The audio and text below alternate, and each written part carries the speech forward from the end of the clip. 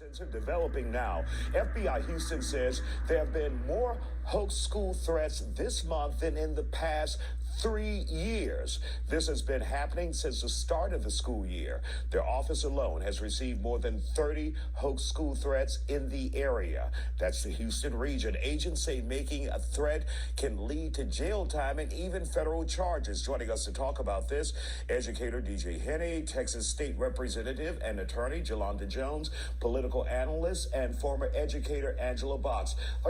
First of all, we've had a lot of violence in Houston area schools as well, right, Angela? Yeah. I think there's a lot of factors that go into this. And first and foremost, the fact that we do not have any discipline standards anymore, no behavior standards whatsoever. Children really aren't being held accountable for abhorrent behavior. So that's number one. Number two, there's a sense of nihilism in this generation where they feel very hopeless. They feel very rudderless. They're being taught things, very much doomsday stuff going on with the curriculum right now. And I also think that the biggest mistake that we made as a society many, many decades ago was, number one, giving over the Department of Education to the federal government, which federalized it. And number two, taking God out of schools. Taking God out of schools, the simple fact of making a reflective prayer, a treat others as you want to be treated. We have kids that are bullied. We have kids that are crying out for attention, that are on their phones all the time, a lack of interaction in the real world. So this is a big issue. Yeah, layers to it. DJ Henney, you're there now on the front lines as an educator. What do you see as a problem? Number one, the violence that we're seeing in schools here in the Houston region, as well as the calls that are going into the FBI saying there's going to be a bomb here, there's going to be a shooting here. Well, I deal with behavior, and I'm just going to say something straight up. Like, these kids are different. They're very different. And you found yourself attacked.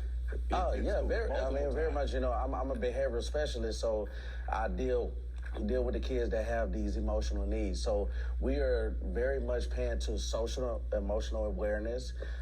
We do lessons throughout the week when it comes to social and emotional, referring to the counselors and so forth, and letting children know about their emotional awareness. As far as I deal with children with ED, emotional disturbance.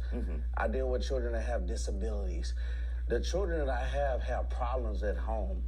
So when you see these kids making these threats and you see it on the internet, it's because they're not stable in the mind. So we got to attack the mind. We got to continue to have programs, and these programs are facilitating, and distributing it for the needs that we have for these children, because I'm telling you right now, these kids, they are totally different right now. And we have seen, and I'm going to tell you right now, this year, I do 7th and 8th grade. And really quick, because we need to get the state rep before. So with the 7th grade that's coming in right now, I can tell you right now, it's a very different flock. And they're very squirrely. They don't have the mindset. They don't think about consequences and so forth. So we have to instill. We got a lot of work to do with that. Yeah. State Representative Jolanda Jones, who also served as a HISD school board trustee. Come on, boo-boo. Let me say it. But go ahead. Your thoughts on the problems that we're seeing in education now. So I think there are a lot of problems, right? So first of all, you can't have prayer because there are people that aren't Christian. There are people who have very different religions, so we don't get to pick one over the other, right? Which is why there's separation of church and state. But that doesn't have anything to do with why I think there's violence. I think we have a lack of discipline with children. There are rules. School boards make handbooks, and they tell you what they are. And so there are kids that are getting locked up who tend to look a certain way. But let me be clear. What people need to tell these kids is it is a crime, even if it is a hoax. You are going to jail. You are going to, if you don't get suspended, you're going to get expelled. You could end up in the juvenile detention center.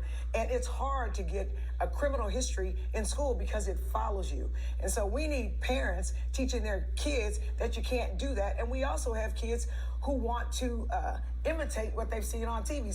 Some kids are really popular and famous for school shootings or whatever. So I think the kids don't haven't figured out that this is serious, that it's going to have negative consequences, it's going to literally affect you for the rest of your life, and you could end up getting locked up. So parents need to tell their kids that, grandparents, whoever is watching the kids. And Angela, that's one of the things that the FBI is saying. Parents, get involved. Tell your kids that you could get into trouble. You could face federal charges for this. Right, and I think it's interesting that the FBI is encouraging parents to be involved when a lot of what we've seen in the last, certainly, few decades is this idea that, you know, the school, the state can parent your child as opposed to parents. A lot of parental rights are being taken away from parents in certain states. And I think, you know, it really does it is all connected. It's all connected with, you know, politics is downstream from culture. And like I said, these kids are incredibly isolated. They're on their phones all the time. And they're crying out for attention. And it's not just, it's a multi-layered thing. And when you hear parents in the last 20 seconds we have, parents should get involved. Your thoughts on that? But what do you do when children are raising children? Right. We have, when I'm doing duty, and I have the parent pulling up, playing DJ Screw, the speakers banging. I'm thinking I'm at the club, and I'm smelling weed coming out of the cars. And the parents are cussing in front of the kids. The parents are modeling terrible behavior. Yes, terrible. They're modeling terrible behavior. So in order to be a kid and be a productive grown-up, you've got to have a productive grown-up raising you. And a lot of times we just don't have that. And, cultural. And I hate to end it here. It's kind of like hopelessness. What do we do there? It's children raising children. Well, but there are also parenting classes, right? In the courts when they come and there's kids that are missing school and things, there are parenting classes that teach you how to be a better parent and teach you how to make better decisions towards your kids. And so they need to offer that. And parents, bottom line, parents need to do better. We offer it. And the prison to playground pipeline is a real thing.